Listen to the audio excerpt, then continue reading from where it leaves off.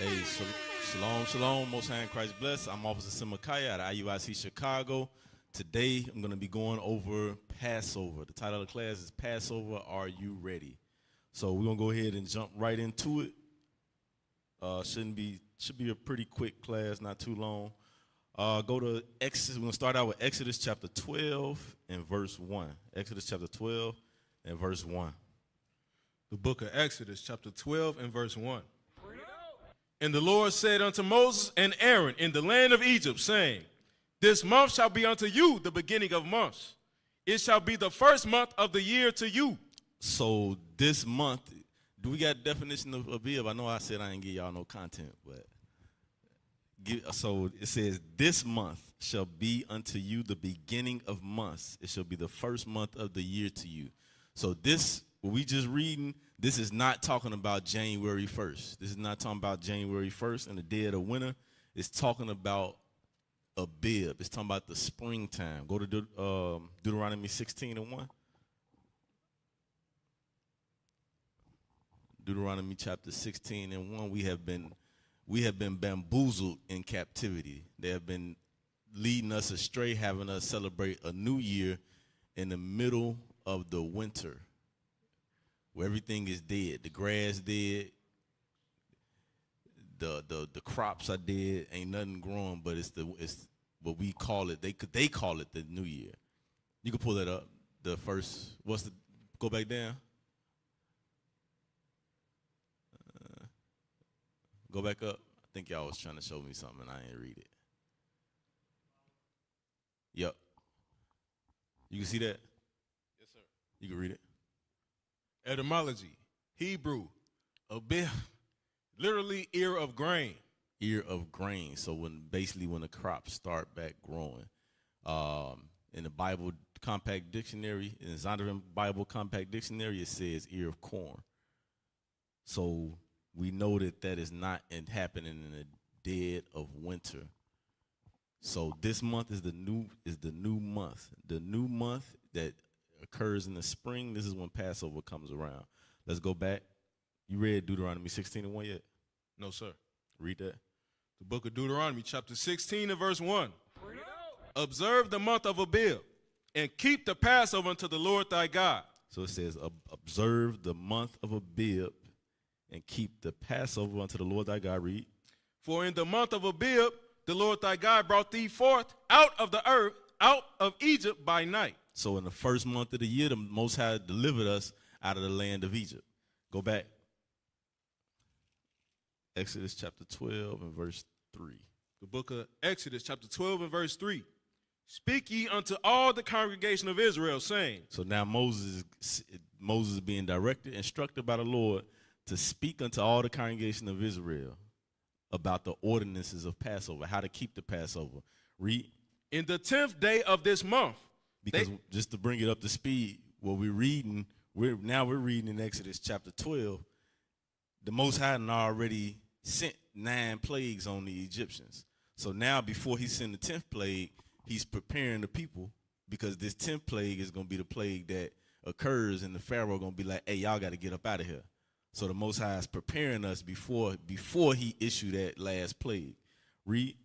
In the 10th day of this month, they shall take to them every man a lamb according to the house of their fathers. A lamb for an house. And if the household be too little for the lamb, let him and his neighbor next unto his house take it according to the number of the souls. So one thing I want to point out with this, where it says in the 10th day of this month, they shall take to them every man a lamb according to the house of their fathers, a lamb for an house. You got to think about that. If you, it says a lamb for a house. A lamb, one lamb, that's a lot of meat. That's a lot of meat. Nah, those are babies. They probably still. I'm glad you put that up there, because it just reminded me of the scripture I was looking for. But like I was saying, a lamb is a lot of meat. So we got to think about back then. It wasn't just in a lot of the households. It wasn't just husband, wife, children. It was, and a lot of times, it was generations within that household. When you look back, when you read back with Abraham. Well, no, I'm going back too far. I'm thinking about Jacob. When you think about Jacob, when Jacob went into Egypt, how big was this? How many of them was it when they went into Egypt? 70. That's a large house. So that's what you got to think about as we reading this. It wasn't talking about me, my wife, and my 6 kids. It's 8 of us, and we gonna eat a whole lamb. But even if that was the case, read on. And if the household be too little for the lamb, if the household is too little for the lamb, meaning it's not that many people in the household, read. Let him and his neighbor next unto his house take it according to the number of the souls. Hey, are we on Zoom? Okay. Read. Every man according to his eating shall make your count for the lamb. Your lamb shall be without blemish, a male of the first year. So the lamb is without blemish, and it's a male of the first year. It's a male of the first year. Read. Ye shall take it out from the sheep or from the goats, and ye shall keep it up until the 14th day of the same month. And the whole assembly of the congregation of Israel shall kill it in the evening. And they shall take of the blood and strike it on the 2 side posts and on the upper doorposts of the houses, wherein they shall eat it. And they shall eat the flesh in that night, roast with fire and unleavened bread. And with bitter herbs they shall eat it. Eat not of it raw, nor sodden at all with water, but roast with fire, his head with his legs, and with the purtenance thereof. And ye shall let nothing of it remain until the morning. All right, real quick. Go to Exodus chapter 23 and verse 19. I'm gonna have you jump back up. I didn't stop you because I didn't want it to be silence. But hold this, we coming right back. Go to Exodus chapter 23 and verse 19, because we just read in Exodus 12 and verse 5. It says, your lamb shall be without blemish, a male of the first year. You shall take it out from the sheep or from the goats. No, it's up a little higher. No, I just read it. I'm tripping. Your lamb shall, it says a male of the first year. A male of the first year. Read that real quick. Exodus chapter 23, verse 19. The first of the first fruits of thy land thou shalt bring into the house of the Lord thy God. Thou shalt not see the kid in his mother's milk. So, how many of y'all know what that means when it says thou shalt not see? How many of you brothers? When it says thou shalt not see the kid in his mother's milk. What do y'all think that means? We got a mic?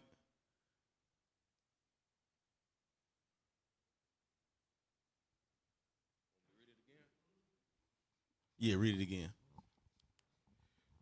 The first of the first fruits of thy land thou shalt bring into the house of the Lord thy God. Thou shalt not see thy kid in his mother's milk. Check. So does it mean you can't boil a small lamb if it's still like feeding from his mother? You gotta wait till it gets to a certain age. Right. So you're not boil. With seed we know means boil, but you're not gonna kill a lamb while it's still while it hasn't been weaned from breastfeeding yet. It's still feeding. It's still growing. So that's what that means. You're right on point. So that's how you know that, like I said with that picture, you know it wasn't no little bitty lamb, no little bitty baby lamb like that. So go back to Exodus chapter 12 and yeah, you can start at 5. Exodus chapter 12, verse 5. Your lamb shall be without blemish, a male of the first year. Ye shall take it out from the sheep or from the goats. So it could be taken from the sheep or from the goats, and it's a male of the first year that's weaned from the breast. Read. And ye shall keep it up until the 14th day of the same month. So we kept it up until the 14th day of that same month. Read. And the whole assembly of the congregation of Israel shall kill it in the evening. So it's killed in the evening. That's how you know that.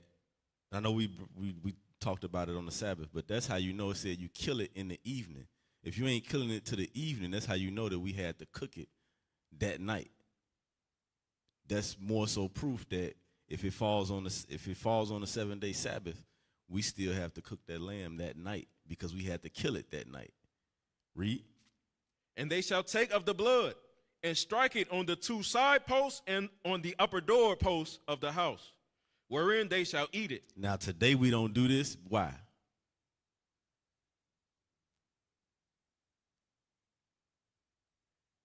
What's your name, brother? Ephraim, that's what it is. Check. Shalom, leadership. Shalom. We don't do the animal sacrifice anymore because Christ himself has been our lamb. Right. Sacrifice. That's correct. And what else? Why else won't we do it? That's what I have. Okay. Anybody else got anything to add? Anything that we can add to that?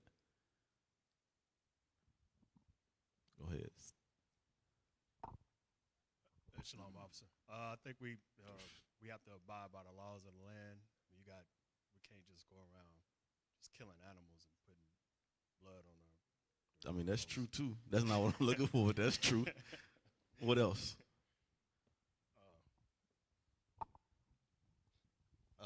Was because it was specifically for that night to distinguish the children of Israel, their firstborn, our firstborns, between the firstborns of the Egyptians. For what purpose? Why was it significant that we be distinguished from their firstborn? Because what was happening that night? What did the Egyptians, the firstborn of the Egyptians, are all going to be killed to Right. make that distinction, to know like who's who. So today, as we keep in the Passover, is that something that's going to happen? No. So that's another reason why we're not putting blood on the doorpost, because we're not going through the same. It's a memorial. We memorializing it. Isn't that we're not going through that same exact thing every time we keep Passover, where the death angel is going over and killing the firstborn. So that's another reason why we don't put in addition to the sacrifice, we not doing it because we memorializing an event that already happened, not preparing for each Passover the firstborns being killed. So read on. Verse 8. And they shall eat the flesh in that night, roast with fire and unleavened bread. And with bitter herbs they shall eat it. So from there, jump to Deuteronomy 16 and 2. So we sacrifice the lamb, we eat it that night, roast with fire and unleavened bread. Read. Deuteronomy chapter 16 and verse 2. And bitter herbs. Read. Thou shalt therefore sacrifice the Passover unto the Lord thy God. And if y'all can, we're gonna keep reading. If y'all can, could y'all find a list of bitter herbs? Because I tried looking for a list that I had a long time ago, but I couldn't find it. Read on. Deuteronomy 16:2. Read it again. Thou shalt therefore sacrifice the Passover unto the Lord thy God, of the flock and the herd, in the place which the Lord shall choose to place his name there. So he said, thou shalt therefore sacrifice the Passover unto the Lord thy God. So from there, so in Deuteronomy 16, it says sacrifice. And we look at Exodus 12, it just say kill it. So we know that this lamb was a sacrifice. Go to Luke chapter, not Luke, Leviticus 2 and 13.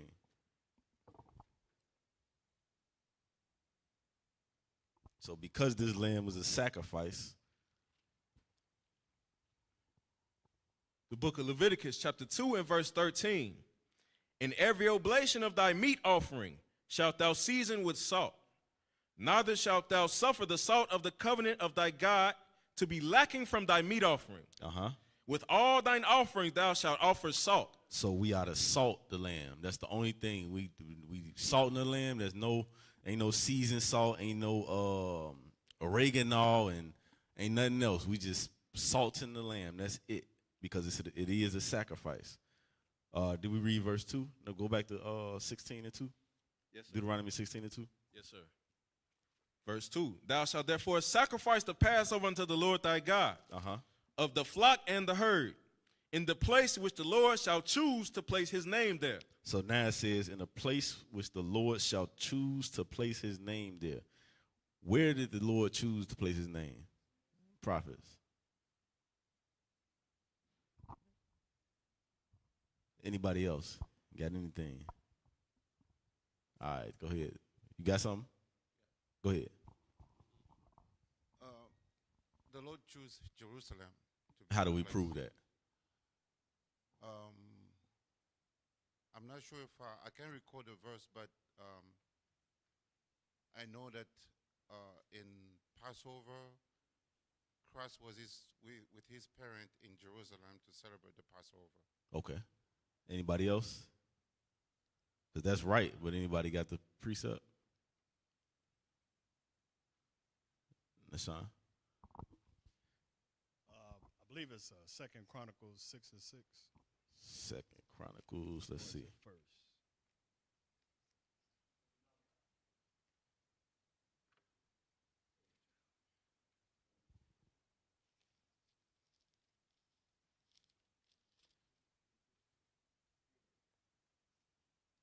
Yeah, 2 Chronicles 6 and 6.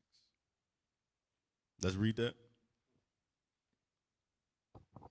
Book of 2 Chronicles chapter 6 and verse 6. Start at 4. Time's sake. Verse 4. And he said, Blessed be the Lord God of Israel, who have with his hands fulfilled that which he has spake with his mouth to my father David, saying, Since the day that I brought forth my people out of the land of Egypt, I chose no city among all the tribes of Israel to build an house in, that my name might be there. Neither chose I any man to be a ruler over my people Israel. But I have chosen Jerusalem, that my name might be there, and have chosen David to be over my people Israel. So the place that God chose was Jerusalem. Another precept for that is Psalms 132 and 12 and 13. And then another thing, this is random, this ain't got nothing to do with the class. But we just read, what was that, 2 Chronicles? I just flipped from it. But I was watching a Facebook video that Captain Gedaliah was doing in response to a smart Christian. How many of y'all seen that video? Y'all seen that? The smart Christian said that, this is random, I would have y'all pull it up, but this is just random. But he said that this Captain Gedaliah was reading Joel. You seen it? He was reading Joel 2 and 27, and the smart Christian said that that the verse that he read didn't say that he's only the God of Israel or something like that. I might be butchering it. Huh? What'd he say? He was talking about, I think it was 2 Corinthians, and he was saying the Corinthians were not Jews. No, the one you saw? I don't think it's that one.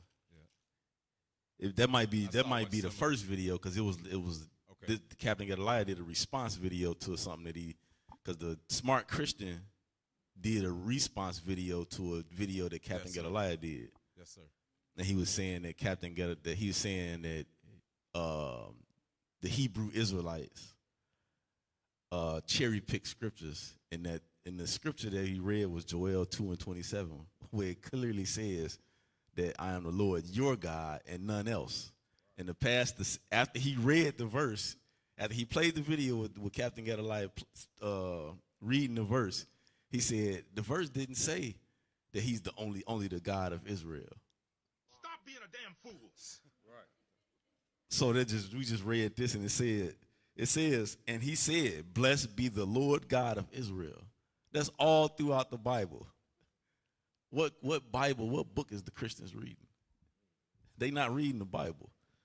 Because it say that all throughout the Bible, that it's the God of Israel, the God of Israel, the God of Israel. That's all you see. Right.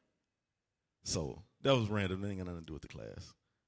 But did you read that in Psalms 132 and 13? No, sir. Let's read that. The book of Psalms, chapter 132 and verse 13. For the Lord hath chosen Zion. He hath desired it for his habitation. He has chosen Zion and desired it for his habitation. Now, of course, with this one, you got to go to another precept to show what Zion is. But go to 1 Kings chapter 8 and 1.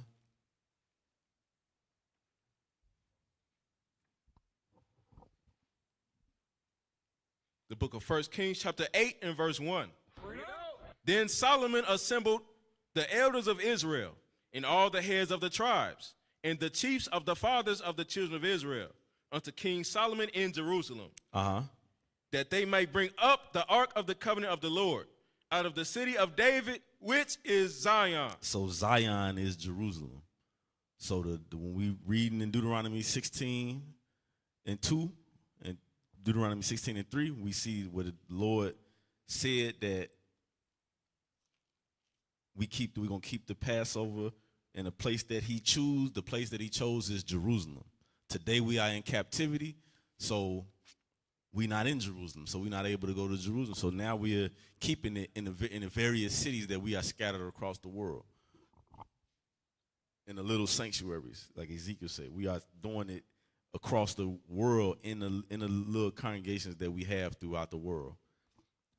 Go back to Exodus 12 and verse 9. Exodus chapter 12 and verse 9. The book of Exodus chapter 12 and verse 9. Eat not of it raw, nor sodden at all with water. So now it's just reiterating, we not eating it raw and we not boiling it with water. It's a specific. The Most High gave us a specific statute on how to prepare the Passover. Read. But roast with fire. It must be roast with fire. Read. His head with his legs, and with the purtenance thereof. And at this time, we cooked it whole. It wasn't no going to the butcher. We cooked it whole, and we ate off of it whole. Read. And ye shall let nothing of it remain until the morning. And that which remaineth of it until the morning ye shall burn with fire. And we let nothing remain until the morning. We didn't keep leftovers. We didn't try to hold on to a little bit. Go to Deuteronomy 16 and 4. I'm just going back and forth from Exodus because Deuteronomy is where it's a repeat of the law, but it's a little bit more, it's a little brief, but it says it a little different. Deuteronomy chapter 16 and verse 4. And there shall be no leavened bread seen with thee in all thy coasts 7 days. Neither shall there anything of the flesh which anything of the flesh of the lamb, read, which thou sacrificed the first day at even, remain all night until the morning. So it should not remain all night until the morning. We don't have no leftovers. Go back. Exodus chapter 12 and verse 10. And ye shall let nothing of it remain until the morning. And that which remaineth of it until the morning ye shall burn with fire. So we throw it out. We throw it out, burn it, we get rid of it. There's no leftovers. There's no leftovers for tomorrow's lamb stew you want to make. We throw it out, we get rid of it. There's no keeping it, no holding on to it, no, you know what, can I take a couple of pieces with me? No, we get rid of it. Read on. And thus shall ye eat it, with your loins girded, your shoes on your feet, and your staff in your hand. And ye shall eat it in haste. It is the Lord's Passover. For I will pass through the land of Egypt this night, and will smite all the firstborn in the land of Egypt, both man and beast. And against all the gods of Egypt I will execute judgment. I am the Lord. And the blood shall be to you for a token upon the houses where ye are. And when I see the blood, I will pass over you, and the plague shall not be upon you to destroy you, when I smite the land of Egypt. So this was the purpose of us putting the blood on the doorpost. Read. And this day shall be unto you for a memorial. And ye shall keep it a feast to the Lord. So this is a memorial. This is our Memorial Day. This is us memorializing the Passover. We're doing it. We remembering that how the Most High delivered us out of the land of Egypt. We're remembering what He did, and it's gonna come a day where we're gonna be delivered from this land in the same fashion. Read. And this day shall be unto you for a memorial, and ye shall keep it a feast to the Lord throughout your generations. Ye shall keep it a feast by an ordinance forever. We keep it a feast by ordinance forever. Read. 7 days shall ye eat unleavened bread. Even the first day ye shall put away leaven out of your houses. Read. For whosoever eateth leavened bread from the first day unto the 7th day, that soul shall be cut off from Israel.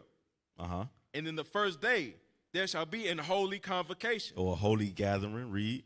And in the 7th day there shall be an holy convocation to you. No manner of work shall be done in them, save that which every man must eat. So on the first day and the 7th day, we get together, we gather together to keep the opening and the closing of Passover, and we don't work outside of us cooking and preparing food to eat. Read. That only may be done of you, and ye shall observe the feast of unleavened bread. For in this selfsame day have I brought your armies out of the land of Egypt. Therefore shall ye observe this day in your generations, by an ordinance forever. So it says by an ordinance forever, meaning as long as we are generating and having children, we keep the feast of Passover. Jump to 21. Verse 21. Then Moses called for all the elders of Israel and said and just unto real them, quick, that just reading that, it says forever. Last time I checked, forever is forever. Right. Meaning it's unending. That's how you know that the Christian church ain't teaching the truth. Because this say forever. How can you hold on? How can you hold on to the Bible and say that and profess to know God and profess to be a pastor or a teacher of God, but you're not teaching the people how to keep Passover? You got the devil on you. You teaching people how to go get eggs, bunnies and eggs. That ain't even you don't even find that description in the Bible. That's how you know that the Christianity is trash. Right. Read on. Which verse you at? Verse 21. Go ahead. Then Moses called for all the elders of Israel and said unto them, draw out and take you a lamb according to your families, and kill the Passover. So now he's reiterating that Moses. So what we just read up to this point was the Most High giving Moses instruction. Now Moses is passing on that instruction to the elders so that he can pass it on to the people. Read. And ye shall take a bunch of hyssop and dip it in the blood that is in the basin, and strike the lintel and the 2 side posts with the blood that is in the basin. And none of you shall go out at that door of his house until the morning. For the Lord will pass through to smite the Egyptians. And when he seeth the blood upon the lintel and on the 2 side posts, the Lord will pass over the door and will not suffer the destroyer to come in unto your houses to smite you. Read. And ye shall observe this thing for an ordinance to thee and to thy sons forever. And it shall come to pass, when ye be come to the land which the Lord will give you, according as he has promised, that ye shall keep this service. Read. And it shall come to pass, when your children shall say unto you, what mean ye by this service? So now we as we do this service, as we memorialize, and we also teaching and showing our children so they can continue the tradition, the righteous tradition that the Most High gave us. We showed our children are seeing us doing it. When they come of age, they come up to an age of understanding. Now they ask, why are we doing this? And you explain it to them. Read. That ye shall say, it is the sacrifice of the Lord's Passover, who passed over the houses of the children of Israel in Egypt, when he smote the Egyptians and delivered our houses. And the people bowed the head and worshiped. Now jump to 29. Verse 29.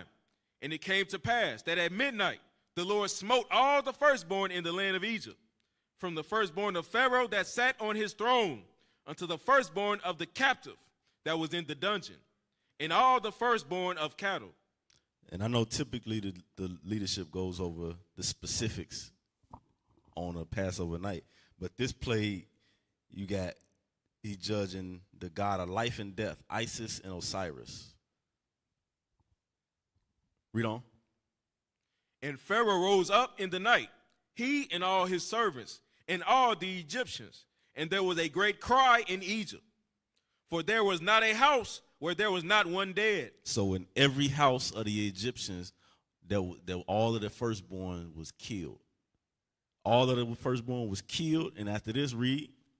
And he called for Moses and Aaron by night and said, rise up and get you forth from among my people, both ye and the children of Israel, and go.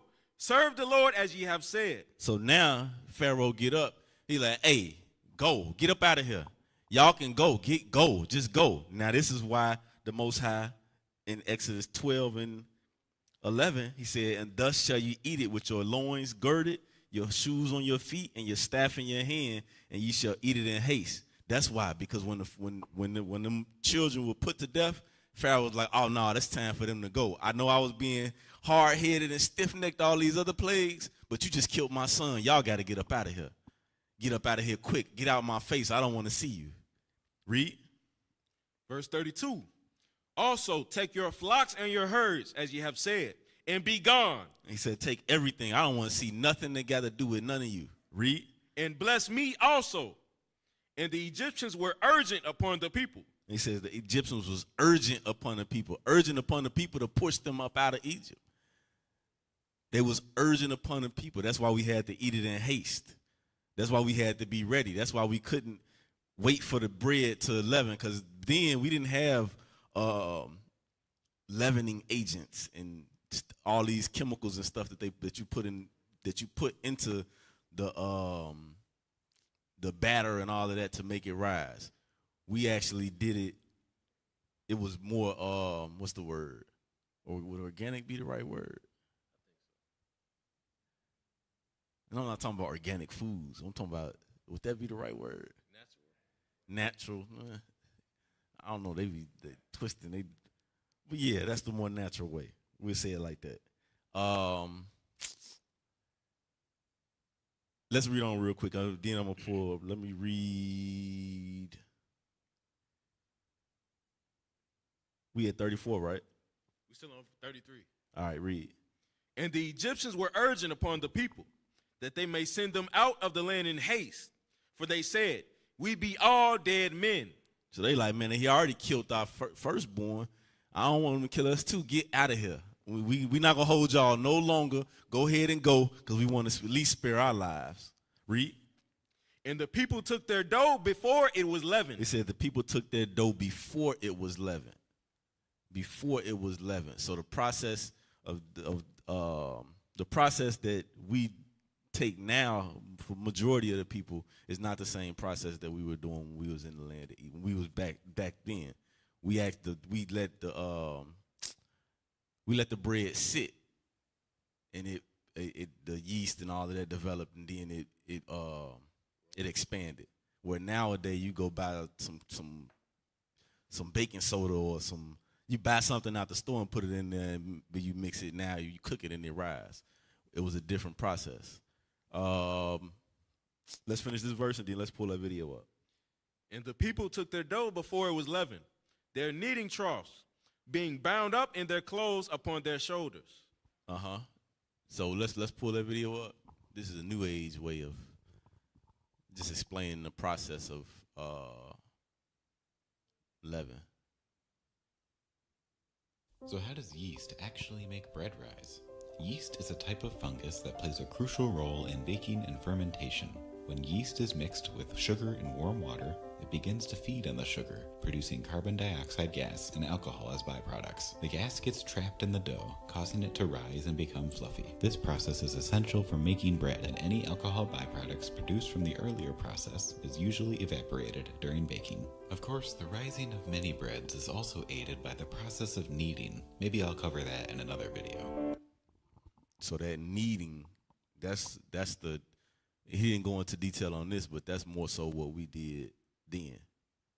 That's why it says before it was leavened, their netting troughs being bound up in their clothes upon their shoulders. So we had to get up out of that. So we didn't have time to wait for the bread to rise and all of that. We had to go. Read. And the children of Israel did according to the word of Moses.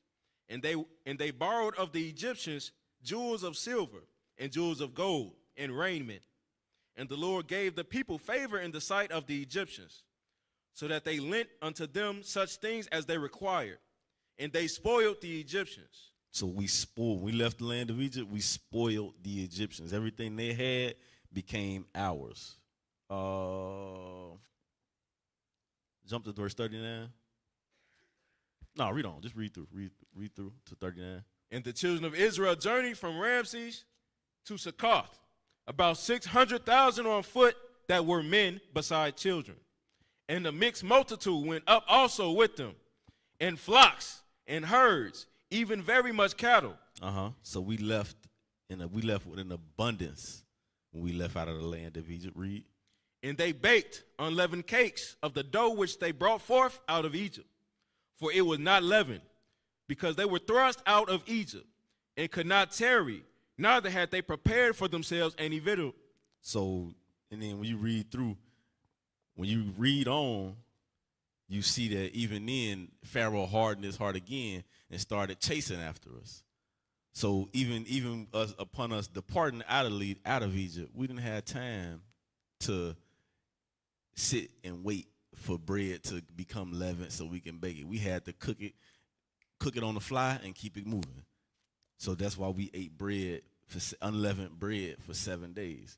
From there, let's go to John chapter 1 and verse. No, real quick before we go there, go to Numbers chapter 9.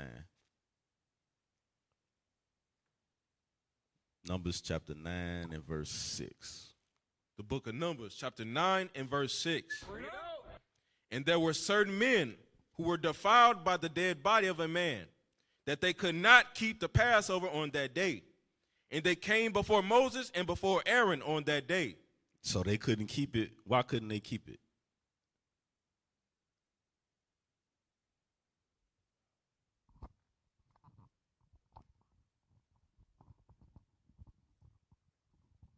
It said that they were defiled by the dead body of that man.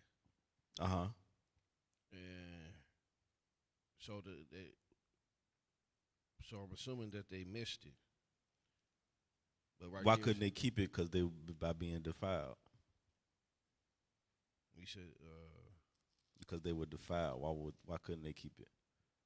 Because they according to the custom, they couldn't come between a dead body or whatever. They couldn't touch it because they was unclean. Because they were unclean.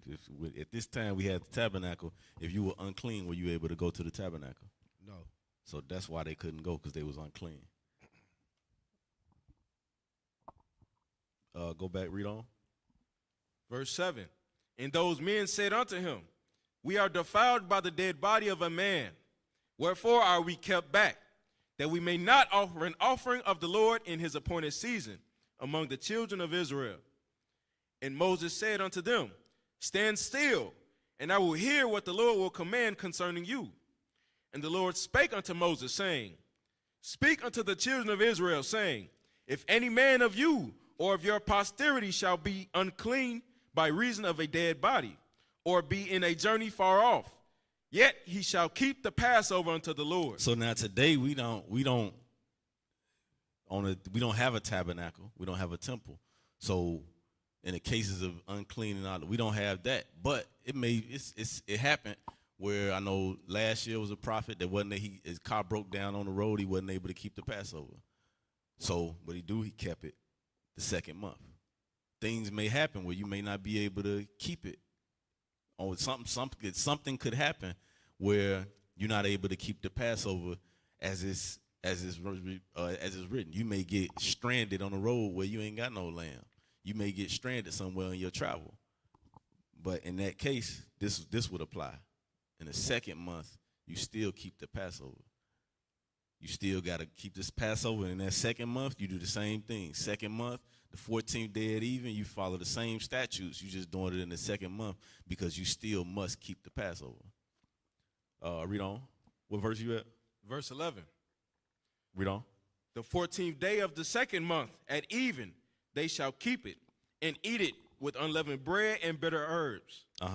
They shall leave none of it until the morning, nor break any bone of it. According to all the ordinances of the Passover, they shall keep it. So all the ordinances you still keep. You keep it in the second month, but you still keep all of the ordinances. Hey, what y'all had that list of bitter herbs? Y'all can pull that up.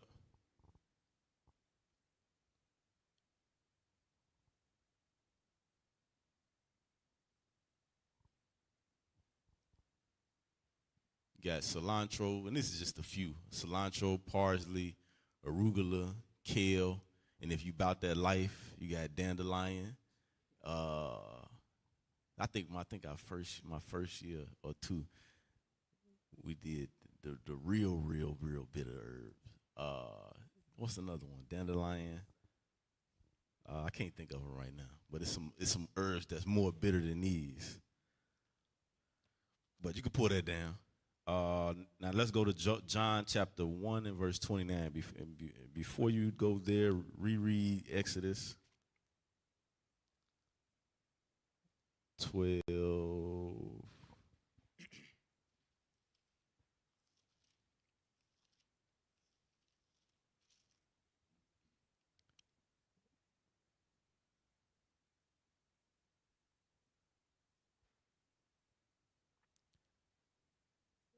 Reread Exodus chapter 12 and 21. The book of Exodus, chapter 12 and verse 21. Then Moses called for all the elders of Israel and said unto them, draw out and take you a lamb according to your families, and kill the Passover. So we killed the Passover lamb. Go to John chapter 1 and 29. The book of John, chapter 1 and verse 29. The next day, John seeth Jesus coming unto him, and saith, behold, the Lamb of God, which taketh away the sin of the world. So now today, this is why we don't sacrifice. We no longer sacrificing because Christ is the Lamb of God that takes away our sin. From there, go to 1 Peter chapter 1 and 18. Christ is the Lamb of God. He's the sacrifice. So we no longer have to sacrifice. That's what he came, at that time, that's what he came to fulfill. In his first coming on the earth, he came to fulfill the law of sacrifice. You look at Hebrews chapter 10, 9 and 10, actually. Read that. The book of 1 Peter, chapter 1 and verse 18. For as much as ye know that ye were not redeemed with corruptible things, as silver and gold, from your vain conversations, received by the tradition from your fathers, but with the precious blood of Christ, as of a lamb, without blemish and without spot. So Christ, we know, lived, he walked, he kept the commandments. He didn't sin. He was without sin. That's why he was a lamb without blemish and without spot, because he did not commit sin. Read. Who verily was foreordained before the foundation of the world, but was manifest in these last times for you. Read. Who by him do believe in God, that raised him up from the dead and gave him glory, that your faith and hope might be in God. Seeing ye have purified your souls in obeying the truth. It says ye have purified your souls in obeying the truth. Obeying the truth. Meaning you believe on Christ, he died, he sacrificed for our sins, but in the truth you also understand you have to keep the commandments. Read. Seeing ye have purified your souls in obeying the truth through the Spirit unto unfeigned love of the brethren. Unto unfeigned love. Unto unfeigned love of the brethren. See that ye love one another with a pure heart fervently. This is something that we have to continually and always work on, because amongst Israel, we are easily offended. A lot of different things, a lot of different ways. We easily offended. We easily get in our mind and start creating stories and creating scenarios that didn't happen about a brother or about a sister, because they may have looked at us a certain way and we took it like they was looking at us and they got something against us. We got to get rid of those thoughts. We got to get rid of those wicked ways. Read. Being born again, not of corruptible seed. That unfeigned mean you're not phony. You're not smiling in my face when we at the Sabbath, and then turn around and talk about me when you go on your job with your gossip crew. Right. Or with the gossip crew that shouldn't be here. Read. Being born again, not of corruptible seed, but of incorruptible. So being born again, meaning we renew, we change. We not operating in the same evil spirits that we were operating in before we came into the truth. We're actually changing. We renewing. We changing our minds by applying the commandments. Read. By the word of God, which liveth and abideth forever. That's the end of 23, right? Yes, sir. So from there, go to 1 Corinthians chapter 5 and 7.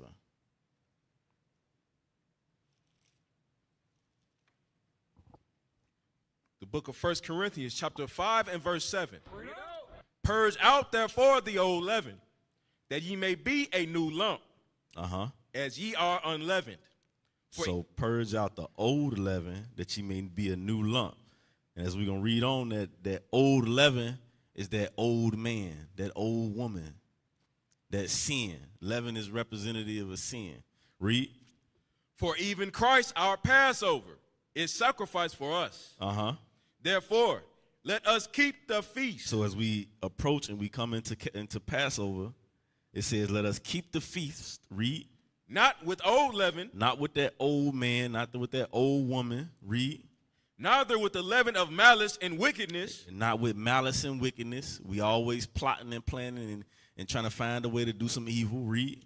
But with the unleavened bread of sincerity and truth. We building, we coming into the feast with the thought process and the mindset of, what can I do to contribute to this nation and make it better?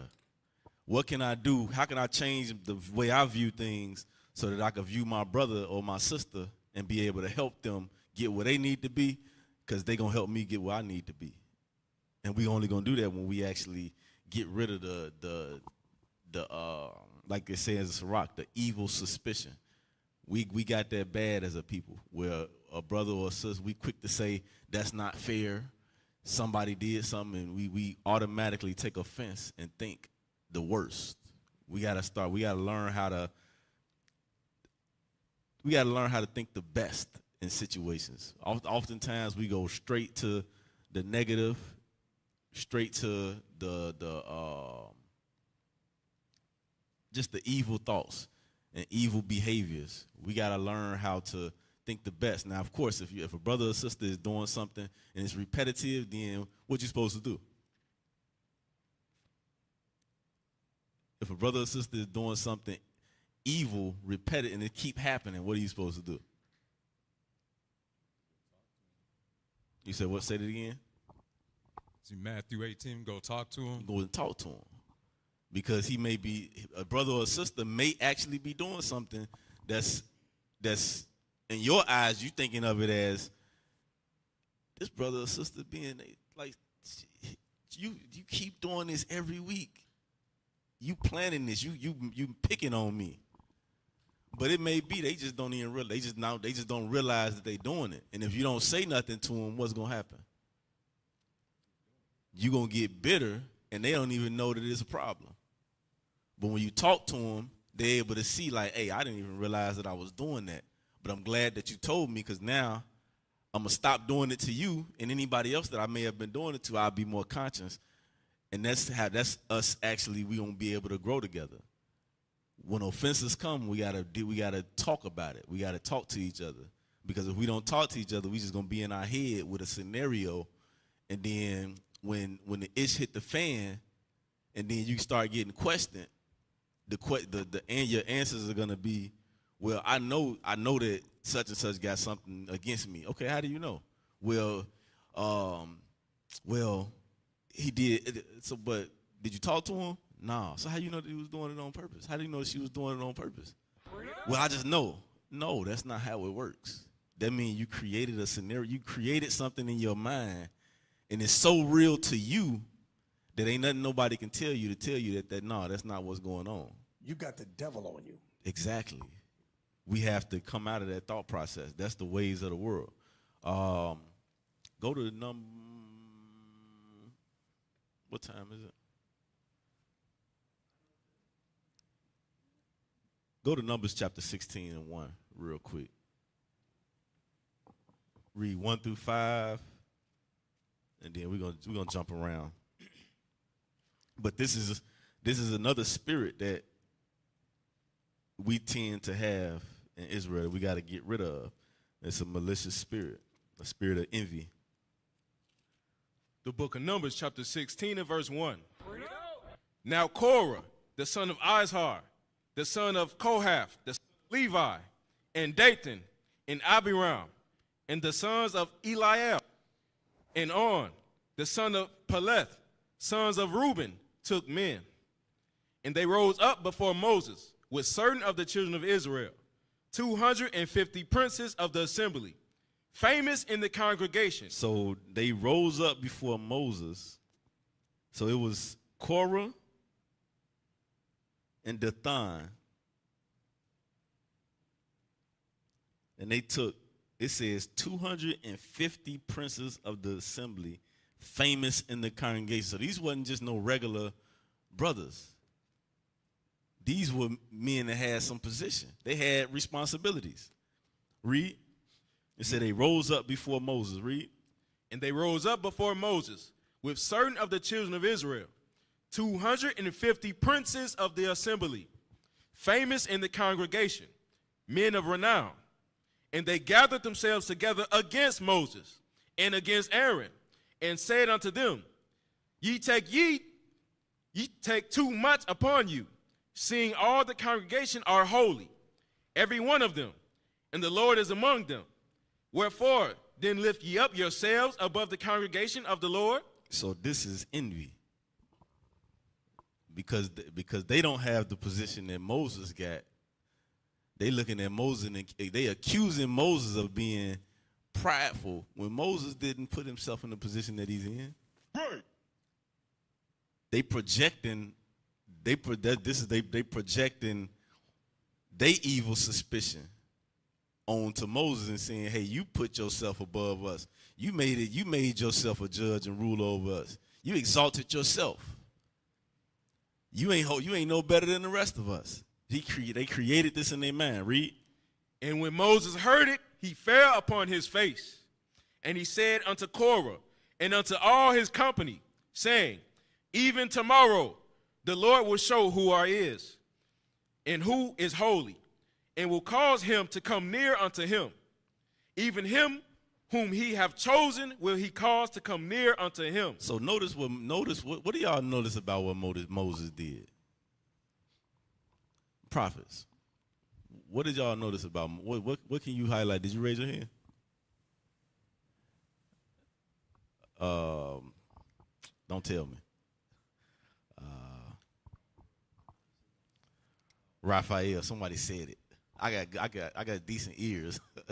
Go ahead. Basically, he was saying, if you got a problem, come see me. Nah. Nah. Something else. He said he did saying that, but he said something else that I'm looking for. As soon as he heard it, he just fell on his face and reached out to the Lord. That's it, but it's a little bit more specific what he did. So think about what to now. Just put us today in these shoes. And let's say it's two brothers and a brother, we in the same situation. What's bound to happen today? Huh? Moses didn't buck up.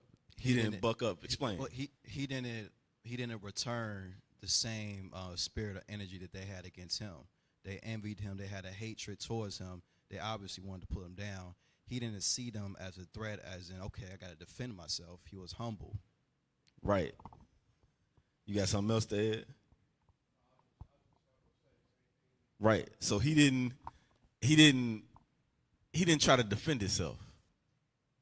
He immediately fell on his face and diverted it to the Lord. Like, all right, If that's me, we let the Lord judge it. Let's let the Lord be the judge and see who got the devil on them. Read where we at? 5. That was 5, right? Yes, sir. Jump to verse 9. Verse 9. Seemeth it but a small thing unto you, that the God of Israel have separated you from the congregation of Israel, to bring you near to himself, to do the service of the tabernacle of the Lord, and to stand before the congregation, to minister unto them. So Moses, so now he's telling them, he like, you got a very important job that the Most High set you over, and you're looking at it as a small thing because now you causing strife, not even realizing that the Most High chose you and set you. What he say? He separated you from the congregation of Israel to bring you near to himself. You don't even realize that you're near to God, but you so focused on what me and Aaron doing that the Satan has clouded your judgment. Read. And he have brought thee near to him, and all thy brethren, the sons of Levi, with thee. And seek ye the priesthood also? So now you want more? Read. For which cause both thou and all thy company are gathered together against the Lord. It said that he telling him, y'all gathered against the Lord. Y'all gathered against the Lord because why? Moses didn't say, hey, you know what? Hey, I need to go deliver my people. I need to be over this congregation. No, he was chosen. When he was chose, he doubted. He was humble, but he's being accused of being proud, like he set himself up.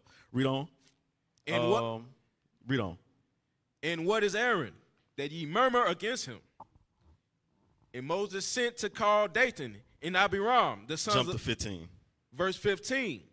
And Moses was very wroth, and said unto the Lord, respect not thou their offering. I have not taken one ass from them, neither have I hurt one of them. And you know what? I'm sorry. Read 12 and 13, and then jump. Verse 12. And Moses sent to call Dathan and Abiram, the sons of Eliab, which said, we will not come up. Is it a small thing that thou hast brought us up out of a land that floweth with milk and honey, to kill us in the wilderness? So Moses called for Dathan, and so they the one caused the issue. Moses called for him, and they said, man, we ain't coming up there. What you calling us for? I ain't coming. Whatever. We gonna do us. The hell is this? Read. Except thou make thyself altogether a prince over us. So read 13 again. Is it a small thing that thou hast brought us up out of a land that floweth with milk and honey? What you gonna call me up to embarrass me? No, we staying over here. We ain't coming over there because you're gonna try to embarrass us. You're gonna try to usurp authority over us. Read. To kill us in the wilderness, except thou make thyself altogether a prince over us. Moreover, thou hast not brought us into a land that floweth with milk and honey, or given us inheritance of fields and vineyards. Wilt thou put out the eyes of these men? We will not come up. What is this? They was not content. They was envious. They was bitter because they wanted to go back to Egypt. You niggas are crazy. Read. And Moses was very wroth, and said unto the Lord, respect not thou their offering. So Moses now he got to take it to another level, because now they think that they're gonna sacrifice. They think they're gonna continue sacrificing, but not respect the order that the Most High set in order. So Moses said, no, don't respect their offering. Read. Jump to read. Go ahead and read on. I'm about to tell you where to jump. I have not taken one ass from them, neither have I hurt one of them. Verse 20. And the Lord spake unto Moses and unto Aaron, saying, separate yourselves from among this congregation, that I may consume them in a moment.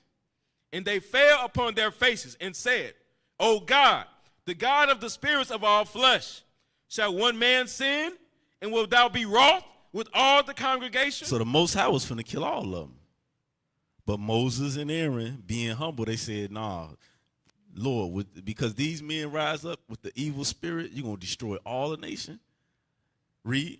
And the Lord spake unto Moses, saying, speak unto the congregation, saying, get you up from about the tabernacle of Korah. So tell everybody to get away from them. Read. Get ye up from about the tabernacle of Korah, Dathan and Abiram. You know what? This one, we just read this. It made me think about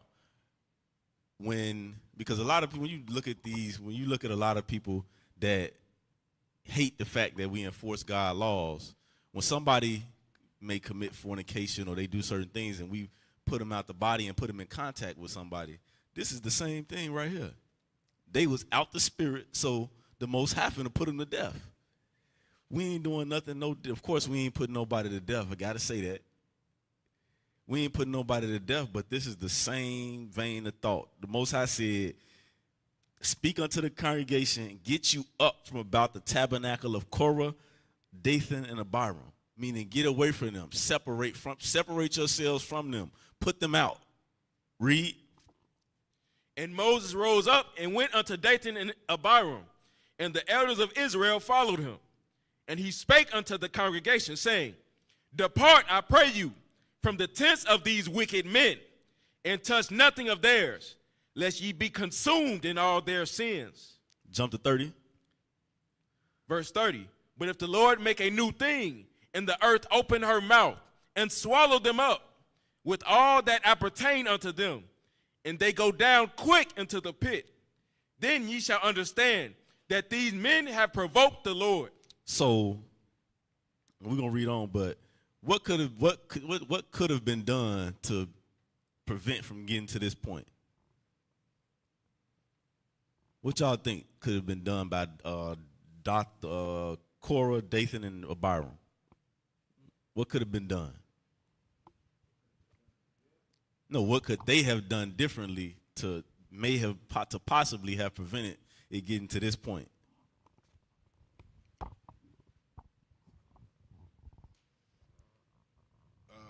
I would say, like you said, Matthew 18, go to him and talk and see what the matter was to resolve the situation.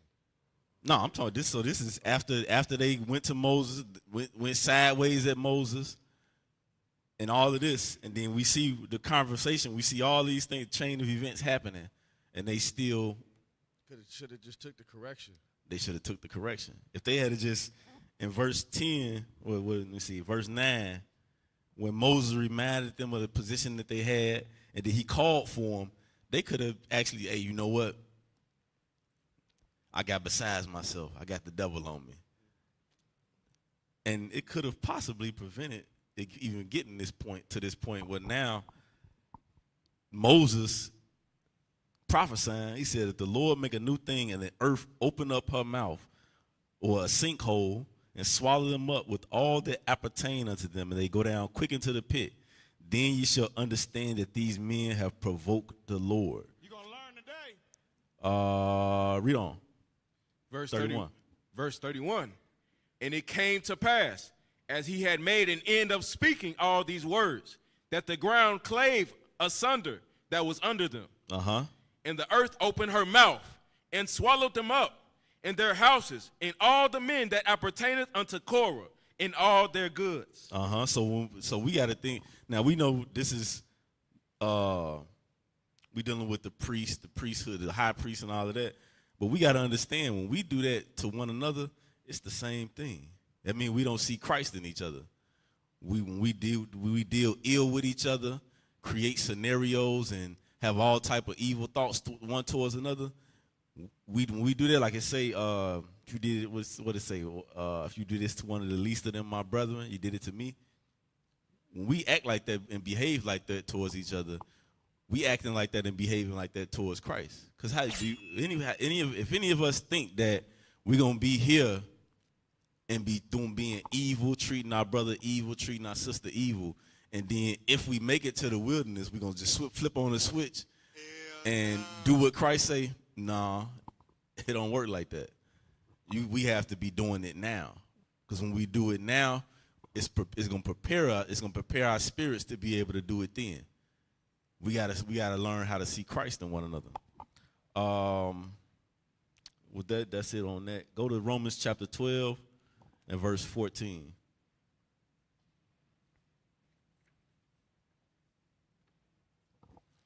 The book of Romans, chapter 12 and verse 14. Bless them which persecute you. Bless and curse not. Rejoice with them that do rejoice, and weep with them that weep. Be of the same mind, one toward another.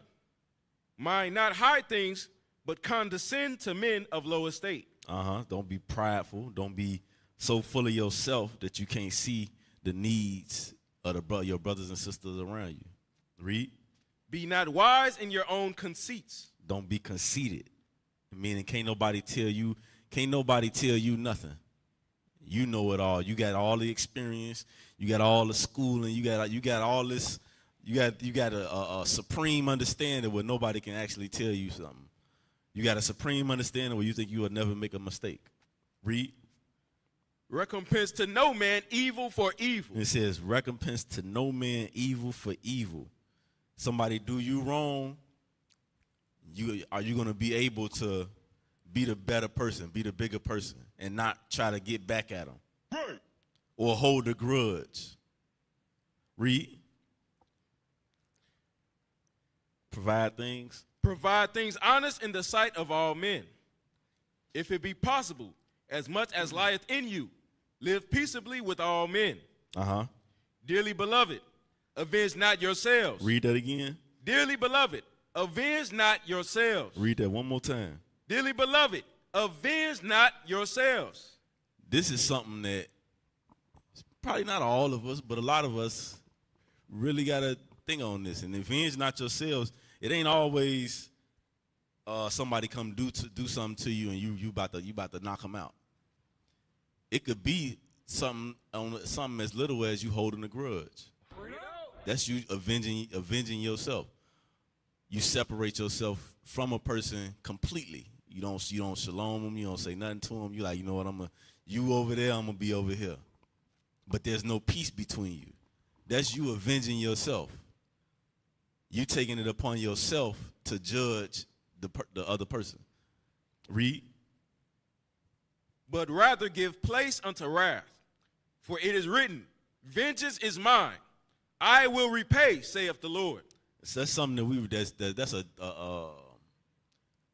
a heavy thought we all got to think about, because we can, and I'm not saying that you can't. Just think about it. Just think about it. A lot of times we would try to go to leadership to get somebody judged, to get somebody in trouble for the wrong reason. Not saying you reporting sin. I'm not talking about that. You will try to get somebody, take somebody to court, whatever the case may be, to get a reward or to get vengeance right now. If a person really is evil and wicked, and that's just, they malicious, they just doing it, why I gotta get the satisfaction to see them suffer? Right. We gotta grow to the level of, you know what? I'm gonna be at peace. I'm not gonna hold no grudge. I'm not gonna try to get back at them. If they don't repent, the Most High gonna judge them. I don't have to get a judgment right now because by taking them to court, doing whatever the case may be. Not saying, and don't hear me for what I'm not saying. I ain't saying you see sin and don't say nothing. That's not the context of what we talking about. Read on. Therefore, if thine enemy hunger, feed him. If he thirst, give him drink. And this enemy is talking about an enemy of your people. You don't see eye to eye with a brother or sister. Y'all always bump heads. You got to find a way to not bump heads. You got to find a way to be at peace with them. Read. For in so doing, thou shalt heap coals of fire on his head. Because it may be one day you doing good to him, he doing you evil, or she doing you evil, and she may have a mindset of doing it intentionally. It may be by you entreating them goodwill, you doing good, you blessing them, you doing that. It may be that one day they be like, you know what? I've been doing all this evil. You know what? Let me go and apologize. Let me repent. Let me change. That's the whole goal. Yeah, we come in here sick, and some of us it take a long time to get rid of certain spirits. So we have to develop that, the mindset that Christ had, because Christ was on the cross with a crown of thorns on his head. He hung on the cross, and he said, Father, forgive them for they. I hope I'm not butchering it. He said, Father, forgive them for they know not what they do. I don't even like saying it because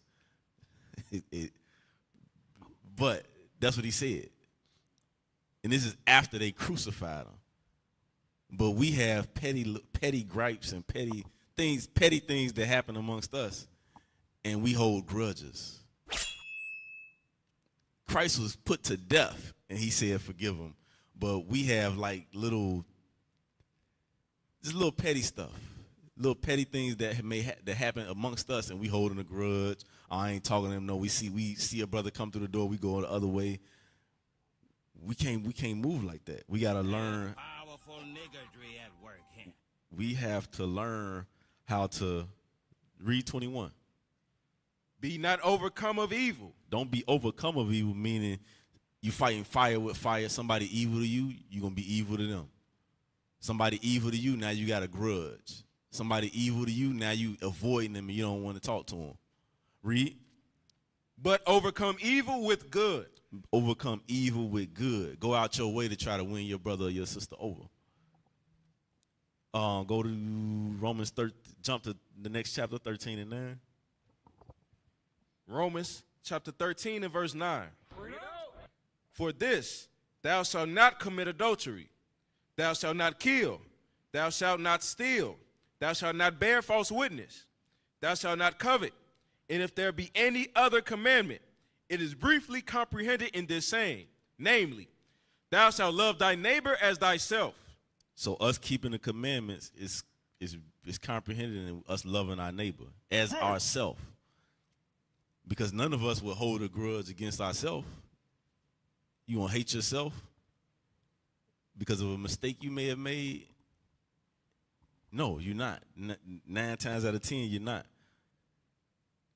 Read on. Love worketh no ill to his neighbor. Therefore, love is the fulfilling of the law. So love worketh no ill to his neighbor, no matter what his neighbor did to him. That's how we have to walk. That's how we have to learn to walk. If it's an issue, we gotta apply Matthew 18. If it's not resolved, we have to follow the process. We got to follow the steps. Matthew 18, you and your brother alone, he don't want to hear you, now you go get a witness. 2 or 3. Still don't want to hear it, then it escalates. You don't skip none of those steps. From there, go to 1 Corinthians 6 and 7. Book of 1 Corinthians chapter 6 and verse 7. Now therefore, there is utterly a fault among you, because you go to law one with another. Why do ye not rather take wrong? Why do ye not rather suffer yourselves to be defrauded? Nay, ye do wrong and defraud, and that your brethren. So now it says, in verse 7, it says, why do ye not rather take wrong? Meaning, don't take everything personal. We have to develop the trait of being long suffering, not being easily offended. Those are the things that we have to, as we going into Passover. Those are the things that we have to get out of our system. That's the leaven that creates issues within the body, and it just grows because it's a spirit behind it. We can't think for a moment that we holding on to a evil, wicked spirit. That spirit you may not see it, but that spirit can very well jump. It could jump throughout the body, and it says a little leaven. When you go back to jump back up that verse 6 and 5 and 6, 1 Corinthians 5 and 6. 1 Corinthians chapter 5 and verse 6. Your glorying is not good. Know ye not that a little leaven leaveneth the whole lump? or a little sin spreads throughout the whole congregation if it's unchecked or if it's hidden, it's gonna spread. So we going to Passover, we gotta have the mindset to purge ourselves of those old demons, those old spirits that continually rise up. We gotta learn to overcome them and not allow strife and debate and all of that, those evil things consume us to where we avoiding brothers and sisters and being evil one to another. We have to develop that spirit of being kindly affectionate one to another and not holding grudges. So that gonna conclude the class. You had another real quick before that's gonna conclude the class, but I see y'all had another image of the bitter herbs. Y'all had more. I seen it early. Just bring this up real quick.